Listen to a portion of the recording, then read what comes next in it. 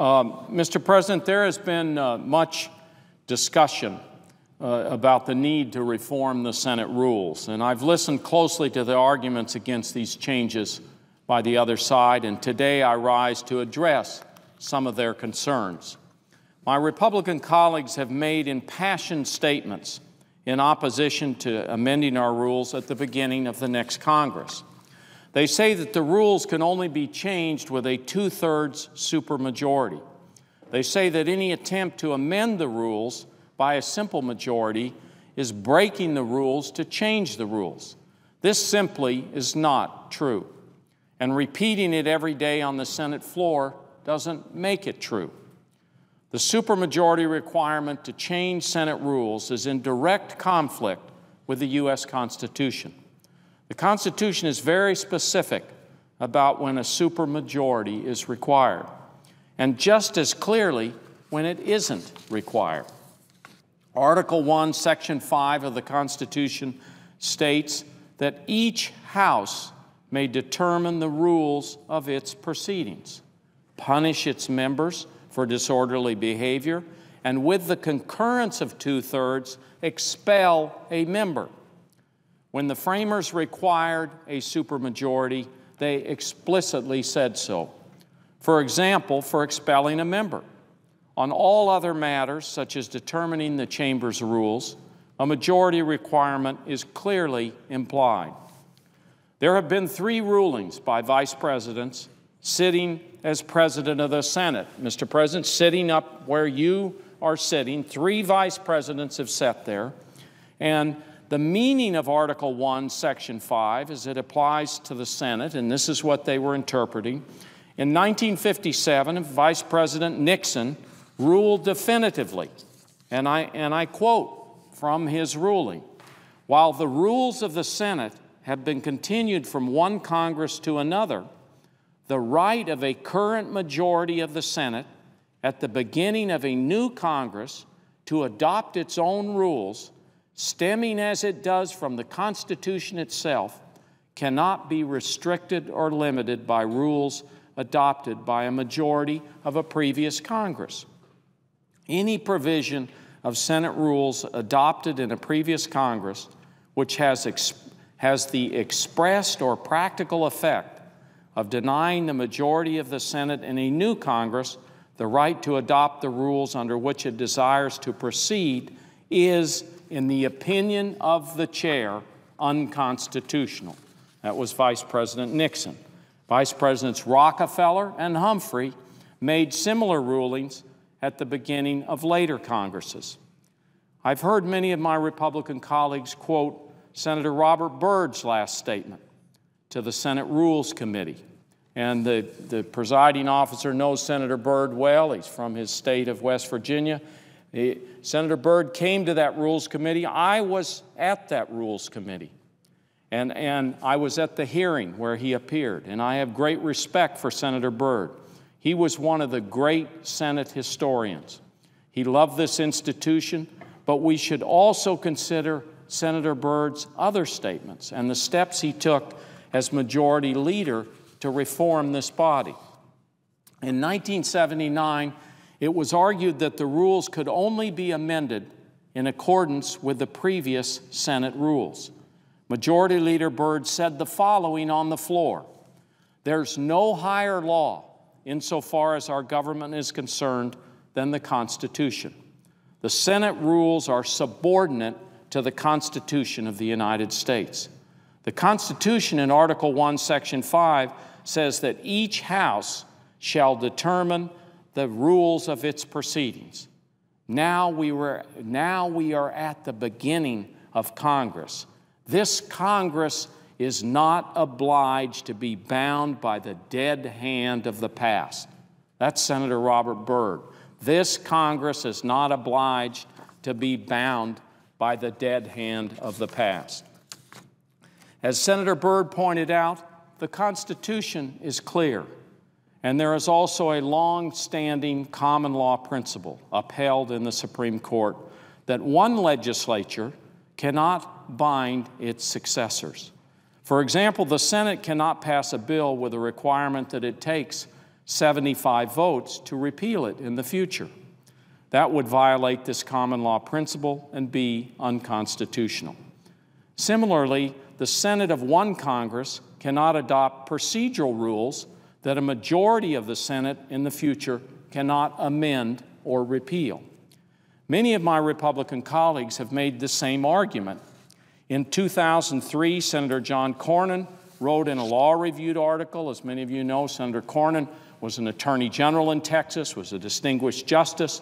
Senator Cornyn said the following in this Law Review article, and I quote, "Just as one Congress cannot enact a law that a subsequent Congress could not amend by majority vote, one Senate cannot enact a rule that a subsequent Senate could not amend by majority vote.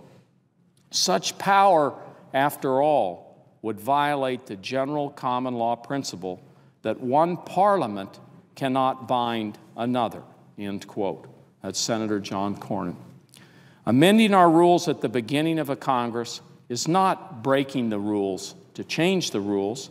It is reaffirming that the U.S. Constitution is superior to the Senate rules. And when there is a conflict between them, we follow the Constitution. I find some of the rhetoric about amending our rules particularly troubling. We've heard comments that any such reforms, if done by a majority, would destroy the Senate. Again, I can turn to my Republican colleagues to answer this accusation. In 2005, the Republican Policy Committee released a memo entitled "The Constitutional Option: The Senate's Power to Make Procedural Rules by Majority Vote." That memo supports the same arguments I make today for reform by a majority. And it also refutes many of the recent claims about how the Senate will be permanently damaged. One section of the memo, titled "Common Misunderstandings of the Constitutional Option," is especially interesting and enlightening. It responds to the argument that the essential character of the Senate will be destroyed if the constitutional option is exercised, and it responds with the following words. When Senate Majority Leader Byrd repeatedly exercised the constitutional option to correct abuses of Senate rules and precedents, those illustrative exercises of the option did little to upset the basic character of the Senate. Indeed, many observers argue that the Senate minority is stronger today in a body that still allows for extensive debate, full consideration, and careful deliberation of all matters with which it is presented. What is more important about the Republican memo is the reason they believed a change to the rules by a majority was justified. Because what Republicans saw as a break in long-standing Senate tradition. They claimed they weren't using the constitutional option as a power grab. They were using it as a means of restoring the Senate to its historical norm. This is exactly where we find ourselves today. Back then, the Republicans argued the constitutional option should be used because 10 of President Bush's judicial nominees were threatened with a filibuster. I believe the departure from Senate tradition now is far worse. Since Democrats became the majority party in the Senate in 2007, we've faced the highest number of opposition filibusters ever recorded. Lyndon Johnson faced one filibuster during his 6 years as Senate Majority Leader. In the same span of time, Harry Reid has faced 386. For most of our history, the filibuster was used very sparingly. But in recent years, what was rare has become routine. The exception has become the norm. Everything is filibustered, every procedural step of the way, with paralyzing effect. The Senate was meant to cool the process, not send it into a deep freeze. Still, the Democratic majority came into the upper chamber in 2007. The Senates of the 110th, the 111th, and the current 112th Congress have witnessed the three highest total totals of filibusters ever recorded. A recent report found the current Senate has passed a record low 2.8% of bills introduced. That is 66% decrease from the last Republican majority in 2005 and 2006, and a 90% decrease from the high in 1955, 1956. So the Republicans argue in 2005 an exercise of the constitutional option under the current circumstances would be an act of restoration. An act of restoration. I cannot improve on that statement. We must return the Senate to a time when every procedural step was not filibustered. I respect the concerns that some of my Republican colleagues have regarding the constitutional option, but there is an alternative. We don't have to reform the Senate rules with only a majority vote in January, Mr. President. This is up to my colleagues on the other side of the aisle. Each time the filibuster rule has been amended in the past, a bipartisan group of senators was prepared to use the constitutional option. But with a majority vote on the reforms looming, enough members agreed on a compromise and passing the changes with 2/3 votes in favor. We could do that again in January. I know many of my Republican colleagues agree with me.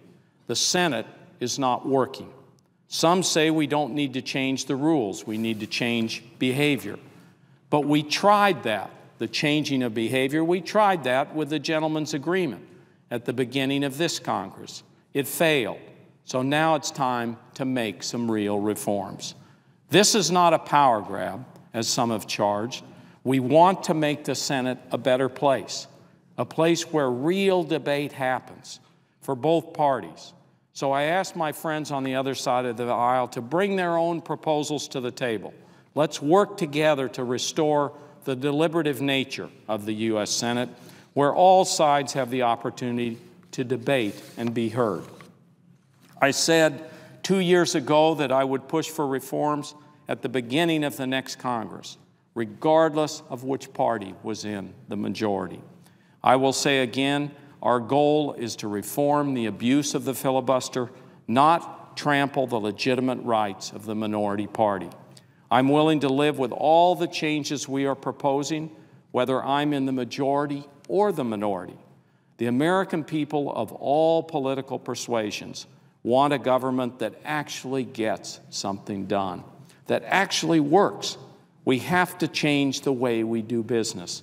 The challenges are too great, the stakes are too high, and we do not want a government of gridlock to continue. I thank you very much, Mr. President, for the time, and I would note the absence of a quorum. Clerk will call the roll. Mr. Okanga.